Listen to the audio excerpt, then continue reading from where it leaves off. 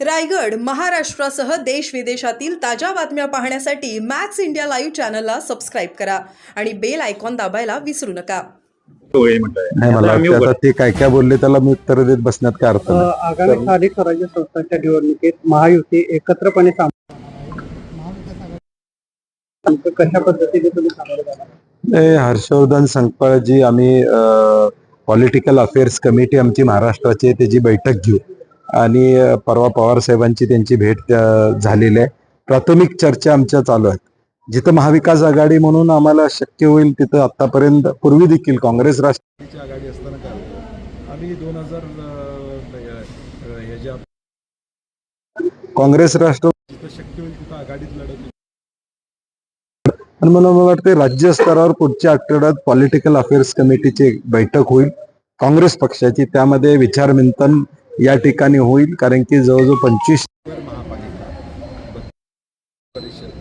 जवळजवळ 300-350 नगरपालिका आणि नगरपंचायत असं सगळं हे गणित आहे. त्यामुळे आमचं सरकारला म्हणणं आहे की निवडणूक आयोग निवडणुका कशा घेणार आहे. कोटी मतदार हे यामध्ये म्हणजे जशी विधानसभेची निवडणूक झाली तशीच होणार आहे, कारण की अनेक सगळ्या जिल्हा परिषद प्रशासक. त्यामुळे किमान ती काळजी घ्यावी. पावसाळ्याचा विचार करता त्याचं नियोजन कसं करावं. आणि माझं सरकारला आव्हान आहे की निवडणूक आयोग सगळे पक्ष अशी एखादी बैठक बोलवली तर आमचं जे म्हणणं आहे या संदर्भातल्या दुबार मतदारांचा विषय महाराष्ट्रामध्ये या ठिकाणी आला होता. मतदार केंद्रावर अनेक ठिकाणी व्यवस्था ह्या विधानसभेच्या वेळी व्यवस्थित नव्हत्या. शेवटला मतदानाचा टक्का जो विधानसभेमध्ये त्या ठिकाणी वाढला त्याचं नियोजन पहिल्यापासून काय करता येईल का. तर आम्ही निवडणूक आयोगाला देखील कदाचित काँग्रेस पक्ष आणि महाविकास आघाडी म्हणून भेटण्याची शक्यता नाकारता येत नाही. मुख्यमंत्र्यांनी थेट यामध्ये उडी मारल्याचं कळतं काय? मला वाटते मुख्यमंत्री उपमुख्यमंत्र्यांनी यात लक्ष घातलंय असं मला वाटत नाही, कारण की शेवटी स्थानिक या सहकार्यातल्या संस्थांमध्ये पदावर असणारी व्यक्तिमत्व यात लक्ष घालतील असं मला काय वाटत नाही. जिल्ह्याचं राजकारण आमची भूमिका एकच आहे की विश्वास आबाजी 2 वर्षे, अरुण डोंगळे 2 वर्षे असं फॉर्म्युला ठरला होता. आणि परवा दिवशी 3 दिवसापूर्वी अरुण डोंगळे मला आणि मुश्रीफ साहेबांना भेटून गेले आणि 15 तारखेला द्यावा अशी आमची अपेक्षा आहे. त्यामुळे आता सुद्धा आमची अपेक्षा आहे की ते देतील. मात्र महायुतीचाच अध्यक्ष व्हावा असं कुठंतरी मला वाटतं पक्षीय राजकारण यामध्ये कुठलंही नाही आहे, कारण की ज्यावेळी ही निवडणूक लढवली त्यावेळी महाविकास आघाडी म्हणून आम्ही निवडलो. राष्ट्रवादी त्यावेळीची शिवसेना ही एकत्र होती. पलीकडच्या बाजूला महादेवराव महाडिक भाजपमधून, PN साहेब आमचे काँग्रेसमध्ये. असं पक्षीय राजकारण इथं नसते. अनेकदा आता बिद्री कारखान्यात आम्ही एकत्र काम करतोय, गडिंग्लज कारखान्यात आम्ही एकत्रितपणे काम करतोय. आता आजरा कारखान्यामध्ये मी आणि विनय कोरे वेगळ्या बाजूला होतो, मुश्रीफ साहेब पुढच्या बाजूला होते. त्यामुळे सरकारातलं हे पक्षीय राजकारण मला वाटते ती जर भूमिका मी मगाशीच म्हणलं की मुख्यमंत्री महोदय आणि उपमुख्यमंत्री महोदय अशा जिल्ह्याच्या या गोष्टीमध्ये पडत नसतात आणि पडणार नाही त्याची मला खात्री आहे. कारण की शेवटी मुश्रीफ साहेब हे या महायुतीतले एक ज्येष्ठ मंत्री आहेत. पालकमंत्री प्रकाश आंबेडकर त्या ठिकाणी आहेत. चंद्रदीप नरके या सगळ्या गोकुळच्या राजकारणामध्ये सक्रियपणे त्या ठिकाणी आहेत.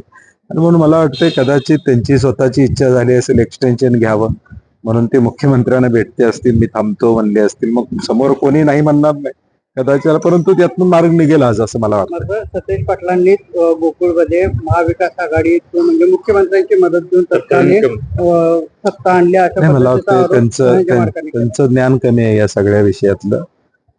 मला वाटतं भीमा कारखान्याचं क्रशिंग किती झाले ते जर सांगितलं तर कोल्हापुरातल्या सहकाराला त्यांचं मार्गदर्शन.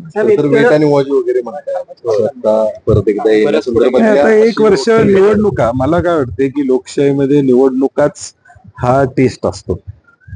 पुढच्या वर्षी या सगळ्या निवडणुका होणार आहेत. जिल्हा मध्यवर्ती बँकेची पण निवडणूक आहे, जिल्हा दूध संघाची पण निवडणूक आहे. आणि आता या पुढच्या 6 महिन्यामध्ये महापालिका, जिल्हा परिषद, नगरपालिका, नगरपंचायत सगळ्या निवडणुका आहेत. हा सगळा मॅन्डेट लोकांनी दिलेला असतो आणि लोकांनी पुढच्या वर्षभरानं निर्णय घेतील. 10-12 रुपये दरवाढ आम्ही दुधाला त्या ठिकाणी प्रामुख्याने मी जो शब्द दिला होता की मी आणि मुश्रीफ साहेबांनी 2 रुपये तरी वाढवू, आज जवळजवळ 11-12 रुपयेवर आम्ही गेलेलो. त्यामुळे शेतकऱ्यांना माहिती आहे की कुणाच्या हातात असलं तर टँकर कुणाचे लागणार आहेत हे लोकांना माहिती आहे.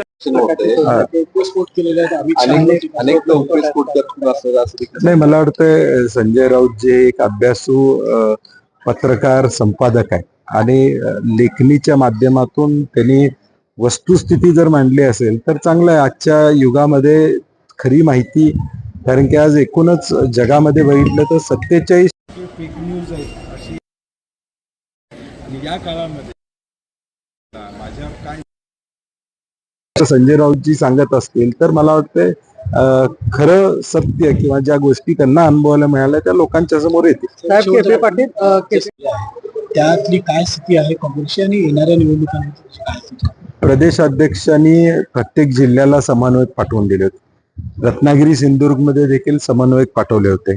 त्याचा अहवाल माझ्याकडे आलेला आहे आणि आता त्यामध्ये आम्ही फेरबदल करतोय. नव्यानं काही तालुका अध्यक्ष, जिल्हा अध्यक्ष, रत्नागिरी जिल्हा मोठा असल्यामुळे तिथं 2 जिल्हा अध्यक्ष करून रत्नागिरीचा कारभार या ठिकाणी सोपवणं असे एक धोरणात्मक निर्णय आम्ही प्रदेशाध्यक्षांच्या मान्यतेनं दोन्ही जिल्ह्यामध्ये घेतो. साहेब केपी पाटील अजित पवार गटात प्रवेश अजून माझी चर्चा नाही त्यांच्याशी या काय विषयात. वाटतं नेमकं? नाही, माझी चर्चाच नाही, त्यामुळे मी बोलणं संयुक्तिक ठरणार राणेंच्या जिल्ह्यामध्ये काँग्रेस काय मोठी नाही. आता मुळात तिथं राणेसाहेब आल्यानंतर काँग्रेसची ताकद वाढली होती. पूर्वी सावंत साहेब होते त्यावेळी खासदार म्हणून, त्यावेळी काँग्रेसची ताकद होती. आता आम्हाला प्रयत्न करणं, शेवटी नगरपालिका आहे, जिल्हा परिषद आहेत, पंचायत समिती आहेत. काँग्रेसला थोडं ताकद मिळाली किंवा ताकद देऊन तिथं काही माणसं निवडून आणता आली. कुडाळला मागच्या वेळी आम्ही नगराध्यक्ष 2.5 वर्ष काँग्रेसचा या ठिकाणी केला होता. तसं जिथं शक्य होईल तेवढं प्रयत्न करायचं काँग्रेसला, काँग्रेसच्या कार्यकर्त्यांना, कारण की स्थानिक स्वराज्य संस्था आम्ही लढणार आहोत, त्यामुळं बळ देणं हे आमचं कर्तव्य असणार. स्थानिक प्रश्न आहे. खरं तर कोल्हापूर दरवेळेस महापूर येतो, अद्याप देखील महापालिकेकडून अनेक स्वच्छता करण्यात आलेली नाही आहे. जागोजागी नाले जे आहेत ते चौकट होत आहेत. या संदर्भात काय आढावा? परवा आता पालकमंत्र्यांनी बैठक घेतली, त्यामध्ये महापुराचा आढावा त्यांनी दिलेला आहे आणि महानगरपालिकेनं काय उपाययोजना करतोय, काय नाही करतोय हे सांगितलेलं आहे. त्यामुळे आता वेळ देऊया त्यांना. पुढच्या 8 दिवसात नाही झालं तर आम्ही त्यांना परत एकदा सांगू की हे तत्परतेनं करावं. आता नाही, आता ते नको. पद्धती वाढणार नाही विनाकारण या सगळ्या चर्चा सुरू आहेत, त्याला स्थगिती देखील आहे असं सांगतो. मला वाटतं आता खासदार झाले, त्यांनी माहिती घेणं गरजेचं आहे. केंद्रीय मंत्र्यांनी मागच्या 10 दिवसापूर्वी तिन्ही राज्यांची बैठक बोलवली होती, ती रद्द झाली. मग ती बैठक कशासाठी बोलवली होती? कृष्णा लवादानं हा निर्णय दिलेला आहे, फक्त केंद्रानं गॅझेट काढायचं आहे. ते गॅझेट काढू नये म्हणून हा प्रयत्न या ठिकाणी चालू आहे. कर्नाटक सरकार प्रयत्न करते, त्याला 5,000 कोटी रुपयाची तरतूद केलेली आहे. 20-22 हजार एकर जमीन त्यांनी ऑलरेडी अक्वायर केलेली आहे. 1 लाख एकर त्यांना अक्वायर करावी त्या ठिकाणी लागते. त्याच्या संदर्भातली चर्चा कर्नाटक सरकार करते. त्यामुळे मला वाटतं खासदारांनी किमान माहिती थोडी घ्यावी. आता ते केंद्रात आहेत, सातत्यानं दर आठवड्याला दिल्लीला असतात, त्यामुळे थोडी माहिती घेतली तर आम्हालाही कळेल की बाबा केंद्रानं गॅझेट काढले किंवा नाही काढलेलं आहे, स्थगिती कुठली आहे. मग तेलंगणा गव्हर्नमेंट सुप्रीम कोर्टात कशासाठी गेलेलं आहे आणि म्हणून उलट पक्षी त्यांनी या आंदोलनामध्ये सर्व पक्षीय आंदोलन हे आहे. खासदार धैर्यशील माने त्या ठिकाणी आले होते आणि अंकली पुलावरचं हे चक्काजाम महाराष्ट्र सरकारनं निर्णायक भूमिका केंद्राकडे मांडावी. विशाल पाटलांनी लोकसभेमध्ये विचारलं महाराष्ट्र सरकारचा विरोध आहे का, तर तसा लेखी कुठलाही नाही असं उत्तर CR पाटील साहेब जे केंद्रीय मंत्री आहेत त्यांनी दिलेलं आहे. कोल्हापूर महापालिकेचे विश्वास ठराव येऊ शकतो? नाही, मला वाटते ती वेळ येणार नाही. सामंजस्यानं हा निर्णय लागतो. तुम्ही आघाडी बनवलेली आहे ती अभेद्य शेवटपर्यंत राहणार नाही, शेवटी या आम्ही एकत्रितपणे ही निवडणूक लढलो होतो, तेव्हा मला वाटत नाही की यात कुठलं आता फटाफट होण्याचं काय स्कोप त्या ठिकाणी असं मला काय वाटत नाही. नाही, आता आज उद्या थोडा निर्णय होईल त्याच्यावर. थोडं आपण आज थांबलात, आज उद्या तर त्यामध्ये काहीतरी मार्ग निघेल आणि एक सोल्युशन याबद्दल निघेल अशी मला खात्री आहे. सहकारात राजकारण